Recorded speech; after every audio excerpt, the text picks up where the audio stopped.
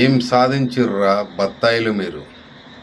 ఒకటి, car ambassador car కేసీఆర్ను పడగొట్టడానికి బిడ్డను అడ్డం పెట్టుకున్నారు. అక్కడ కేజ్రీవాల్ చీపిరి గుర్తున పడగొట్టడానికి లిక్కర్ కేసు అడ్డం పెట్టుకున్నారు. ఈరోజు అందరూ విడుదలయ్యారు. ఎంతమంది? 23 మందిని నిర్దోషులుగా విడుదల చేసింది, దోషుల్లా కాదు. ఏం సాధించారు? అధికారం కోసం ఢిల్లీ పీఠం ఎక్కనికే ఇక్కడ మీ చెంచాగాన్ని సీఎం పదవి ఎక్కియనికే చేసిరు కదా. ఏం సాధించరు మీరు? చెప్పండిరా బత్తాయిగాళ్ళు, సిగ్గు తెచ్చుకోండి. ఇప్పుడు ఈ కేసు ఫాల్స్ కేసు అని తేలింది. మరి సుప్రీంకోర్టు పోతారా, ఏడికి పోతారో పోండిగా. కాబట్టి దేశంలో ఎప్పుడైనా భారతదేశం అంటేనే లౌకికవాదము, మత సామరస్యం గల దేశం ఇది.